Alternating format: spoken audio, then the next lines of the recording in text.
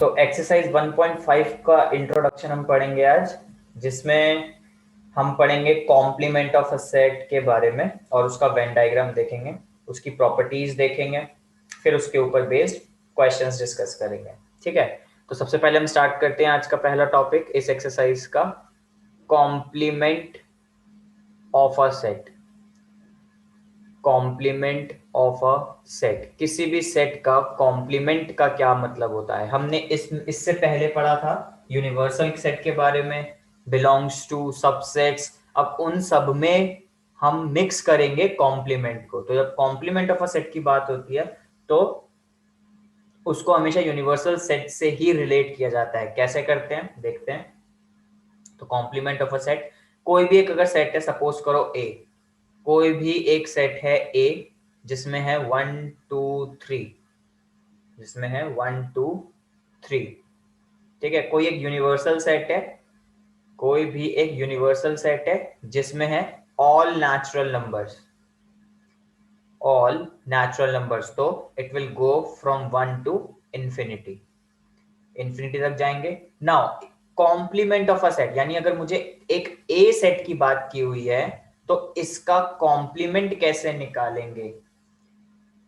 ए dash, complement को denote करते हैं ऊपर एक ऐसे लाइन डाल के, इसको डैश बोलते हैं। ए कॉम्प्लीमेंट, इसको रीड करते हैं ए कॉम्प्लीमेंट। तो ए कॉम्प्लीमेंट कैसे निकलेगा, यूनिवर्सल में से जिसका कॉम्प्लीमेंट निकाल रहे हैं उसको माइनस कर दो।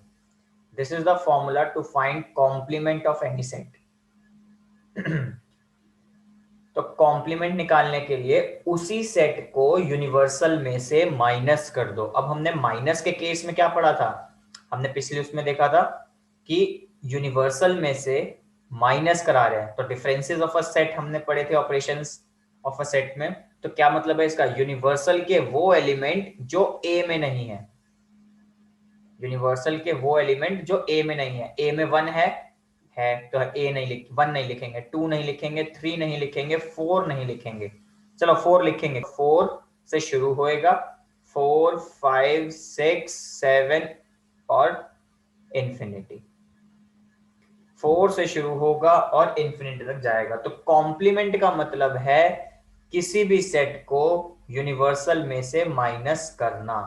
तो इसकी जल्दी से एक बार डेफिनेशन देख लेते हैं कि इसकी डेफिनेशन क्या बनेगी। तो अगर हम किसी भी सेट को, यहां तो मैंने एक एग्जांपल दिया, दिस इज द एग्जांपल, आज मैंने एग्जांपल पहले दे दिया, अब हम डेफिनेशन की बात कर लेते हैं। तो अगर हम लेट करें यू हमने माना एनी यूनिवर्सल सेट, जैसा कि हमने पिछली क्लास में डिस्कस किया था कि यूनिवर्सल सेट जो होता है वो फिक्स नहीं है, वो अलग अलग कॉन्टेक्स्ट में चेंज होता रहता है। तो let you be any universal set and A is any subset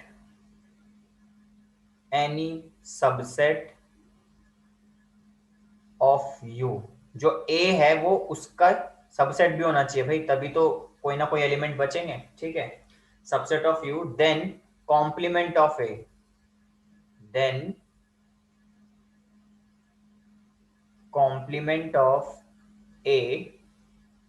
देखो मैं फिर से वही चीज बोलूंगा कि डेफिनेशंस और ये हम इतना क्यों इसको लिख के कर रहे हैं, क्योंकि अभी तुम देखोगे जब मिसलेनियस एक्सरसाइज आएगी ना, वहां कुछ क्वेश्चन ऐसे आएंगे जिसमें शायद कोई दिक्कत हो, घूम जाएंगे, तो तब हमें ये डेफिनेशंस वगैरह काम आएंगी समझने में। ठीक है, तो ऐसे सेट्स में जिसका हमें कॉम्प्लीमेंट निकालना होता है उसको हमेशा हम यूनिवर्सल में से माइनस करते हैं। यूनिवर्सल में से माइनस करने का क्या मतलब है कि वो सारे एलिमेंट आ जाएंगे यूनिवर्सल के जो ए में प्रेजेंट नहीं है, जो कि हमने सब्ट्रैक्शन का केस पढ़ा था डिफरेंसेस ऑफ सेट में, ज्यादा डिटेल में पढ़ा था। तो किसी को दिक्कत हो तो वो देख सकते हैं। ठीक है, तो इसका नेक्स्ट टॉपिक देखते हैं। अब इसको रिप्रेजेंट करेंगे वेन डायग्राम से। इसके वेन डायग्राम को कैसे बनाएंगे, ध्यान से समझना, इसको ध्यान से समझना, बहुत काम की चीज है ये। वेन डायग्राम, वेन डायग्राम कैसे बनेगा इसका, वेन डायग्राम हमने डिस्कस किया था कैसे बनते हैं भाई। पहले बन गया एक रेक्टेंगल, अब इसके अंदर, अभी हम एक की बात कर रहे हैं, अभी हम दो की बात नहीं कर रहे, अभी हम एक की ही बात कर रहे हैं। अगर ये हो गया यूनिवर्सल और ये हो गया ए, तो ए कॉम्प्लीमेंट का क्या मतलब है, ए कॉम्प्लीमेंट की ए जो है वो यूनिवर्सल का पार्ट है, लेकिन u माइनस है, u का वही लेना है जिसमें a ना आ रहा हो। दैट मीन्स इस a के बाहर का सारा हिस्सा, a को छोड़ के सब कुछ। आप इसको इस वर्ड से भी याद रख सकते हैं, कॉम्प्लीमेंट का मतलब कि उसको छोड़ के सब कुछ यूनिवर्सल में।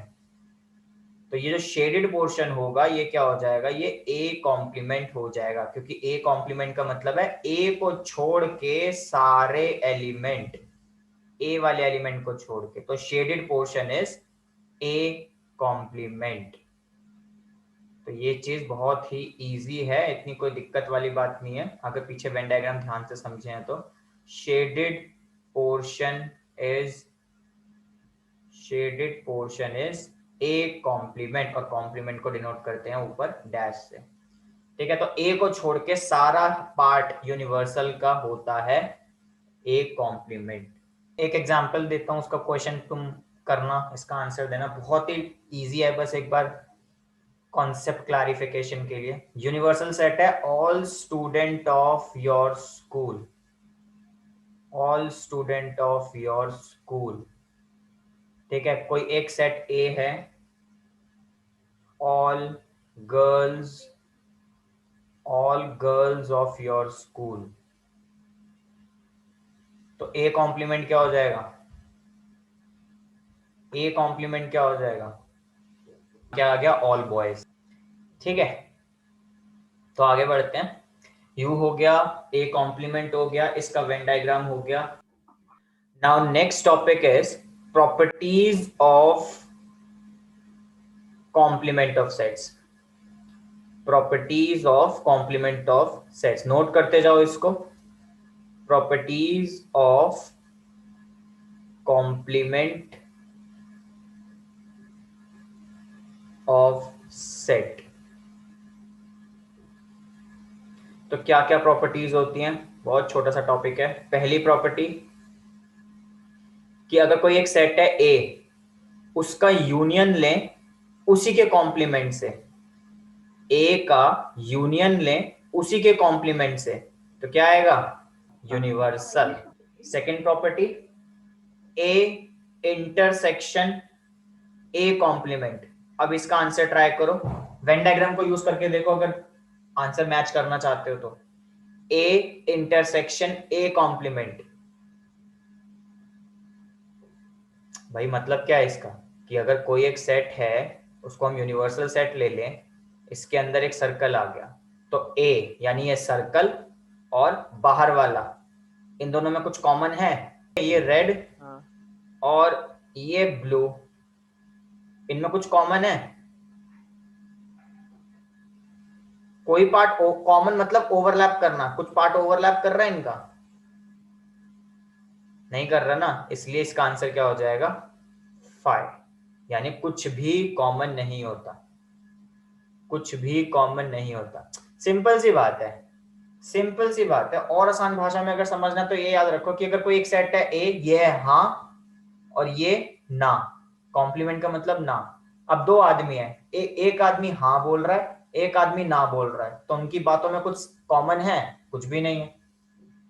ठीक है, ठीक है, हाँ और ना से इसको एक बार दिमाग में कॉन्सेप्ट को समझ सकते हो अगर प्रॉब्लम ज्यादा हो तो ये दो प्रॉपर्टी हो गई। नेक्स्ट प्रॉपर्टी पे आते हैं, third property. Third property very very important property, very very important, जिसको मैं नाम दूंगा, एक्चुअली मैं क्या ही दूंगा, इसका नाम होता है डी मॉर्गन। डी मॉर्गन, मुर्गन नहीं मॉर्गन, डी मॉर्गन्स लॉ। ठीक है, ये स्पेशल लॉ है, इसका नाम दिया है मैथमेटिशियन के नाम पे है, डी मॉर्गन लॉ। इसमें फर्स्ट क्या है, इसमें फर्स्ट है ए यूनियन बी का कॉम्प्लीमेंट इक्वल्स टू, क्या हो जाएगा जब ऐसा कुछ होगा तो कॉम्प्लीमेंट बट जाएगा।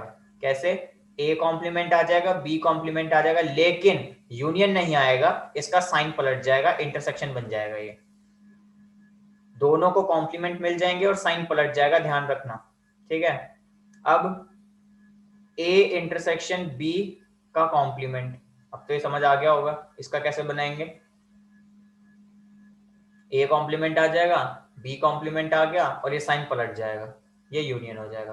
तो ये दो स्पेशल लॉज हैं जिसका नाम है डी मॉर्गन्स लॉ।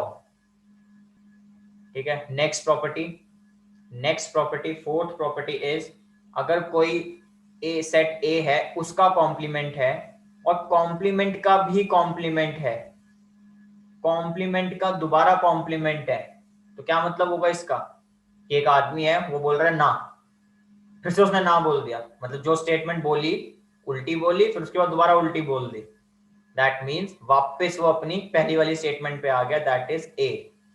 इसको वेन डायग्राम से समझो, वेन डायग्राम से समझो इसको। ये एक सेट है यूनिवर्सल, इसमें एक सेट है ए। ए कॉम्प्लीमेंट का क्या मतलब, ये बाहर वाला पार्ट, ए कॉम्प्लीमेंट का मतलब है ये बाहर वाला पार्ट। अब इस बाहर वाले पार्ट का भी कॉम्प्लीमेंट का क्या मतलब है, वापस अंदर वाला पार्ट, तो ये आ गया ए। ये चीज समझ आई। फाइ का कॉम्प्लीमेंट क्या होगा, सोचो, फाइ का कॉम्प्लीमेंट क्या होगा। फाइ क्या होता है, खाली सेट, उसका उल्टा, उसका उल्टा यूनिवर्सल। ठीक है, phi complement is equals to universal. और ऐसे ही लास्ट प्रॉपर्टी, यूनिवर्सल का complement equals to phi, universal का कॉम्प्लीमेंट इक्वल्स टू फाइ। तो ये हो गई properties complement of a set की। इससे रिलेटेड जो क्वेश्चंस है वो है आपकी एक्सरसाइज 1.5 में। 1.5 में यही टॉपिक है जो हमने अभी तक पढ़ा है। ठीक है, तो उसको प्रैक्टिस करो, जो प्रॉब्लम आए वो बताना।